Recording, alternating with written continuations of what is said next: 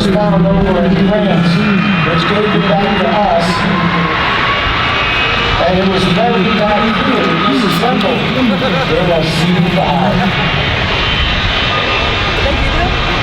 They took her apart, and they said, let's get this baby loaded. They brought her back here. Not only did they bring her back here, they restored her here. It took them about 10 years to do it. It was truly a work of art and love. And then it was flown out to Wright-Patterson Air Force Base. The airplane, shoo baby. A certified combat veteran B-17G. Oh, they brought it back on a B-5. Brought back overseas courtesy of the C-5. One of these. In parts. And one of these are in a, I don't know, super down. These are smaller.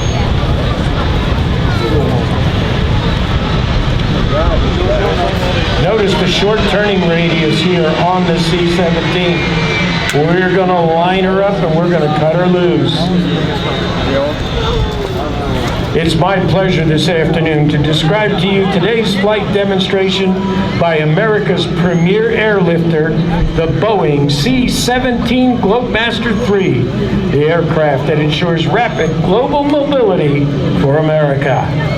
The aircraft will take off performing a maximum climb angle, demonstrating its impressive power and the ability to depart an airport where enemy resistance is suspected. With a departure climb angle of just over 25 degrees nose up, the aircraft will reach over 1,500 feet before crossing the departure end of the runway on the takeoff roll, the C-17 Globemaster III.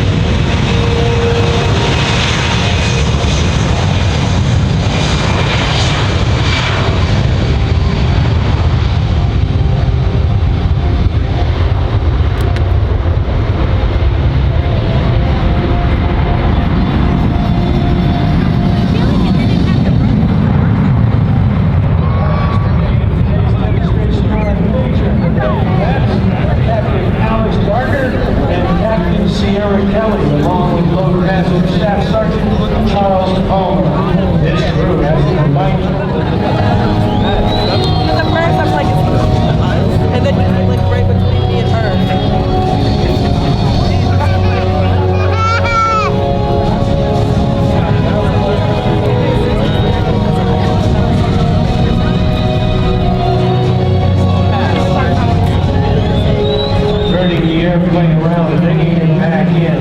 Here comes the C-17 Globemaster III.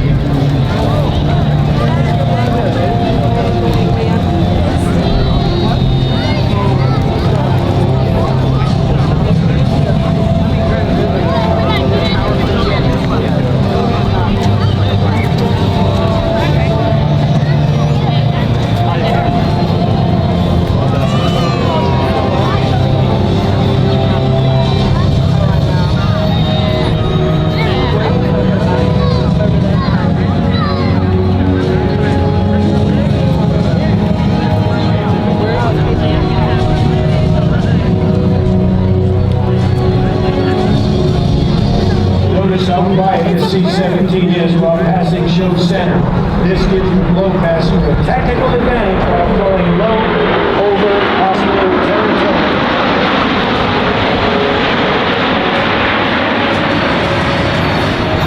The C-17 provides a direct delivery capability that combines the intercontinental cargo carrying capabilities of large aircraft such as the C-5 Galaxy with the short runway capability of the much smaller C-130 Hercules.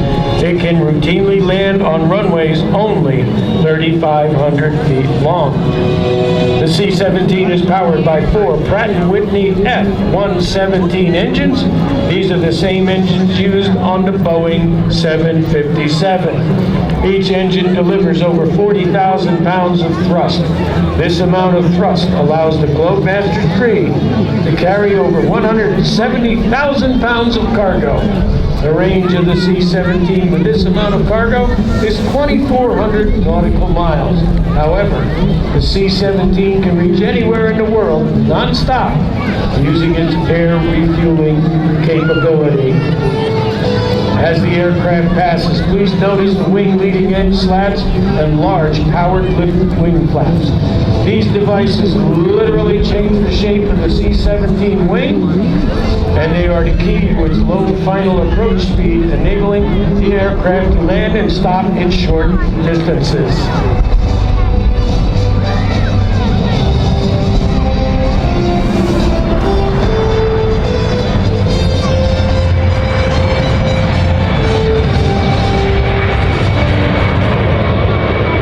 Ladies and gentlemen, the slow flyby, courtesy of the C-17.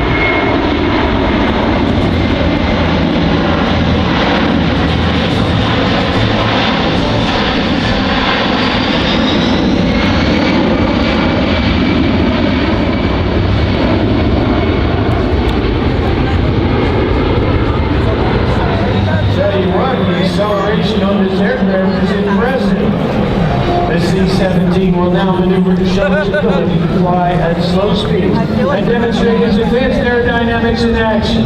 The aircraft is performing a series of steep bank turns to maneuver for a low-speed passage circle over the airfield.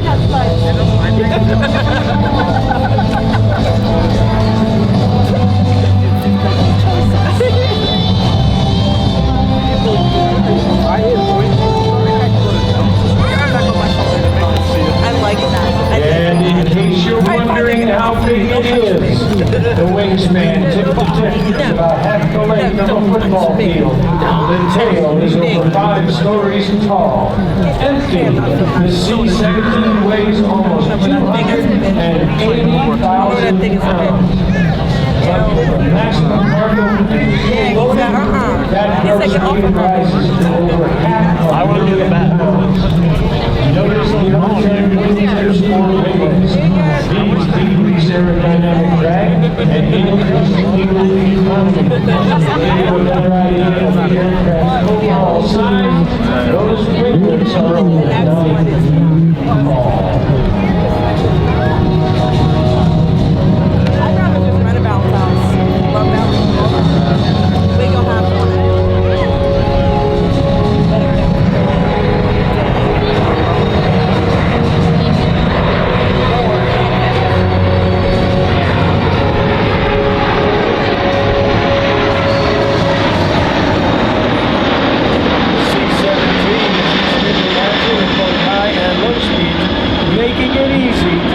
In any tactical situation, including the combat delivery capability of paratrooper or heavy equipment airdrop.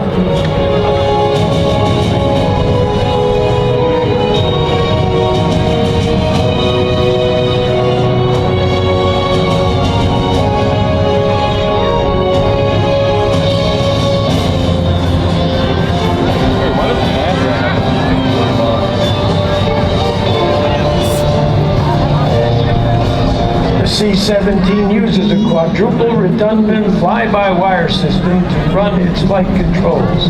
The fly-by-wire system means the aircraft's flight controls are electronically operated by inputs from the control sticks. There are 4 separate flight control computers, each of which can manage the entire system by itself.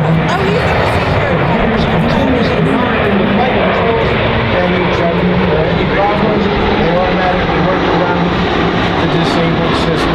In addition to these features, the C-17 still has a mechanical backup.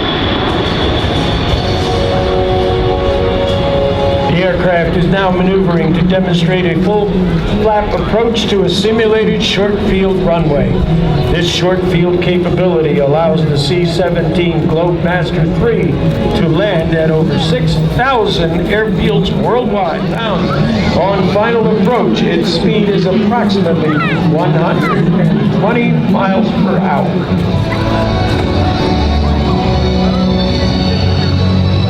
Approaching the end of the runway, the crew is simulating an arrival to an airfield with hostile forces nearby. This approach tactic can also be used from a very high altitude to avoid enemy fire. The C-17 made its inaugural flight in September 1991. Since then, the C-17 set over 20 world records, including payload to altitude and time to climb records. Boeing delivered the first operational C-17 to Charlestown Air Force Base in June of 1993. From the left, the C-17.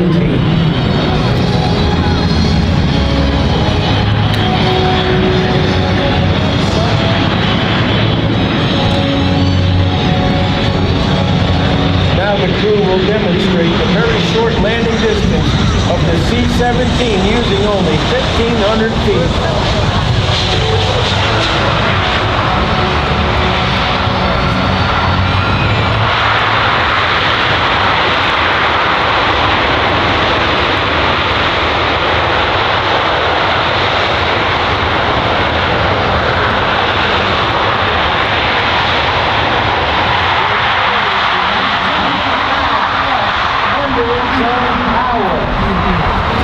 Ground maneuverability is extremely important when space is limited for off-road operations on a day-to-day basis.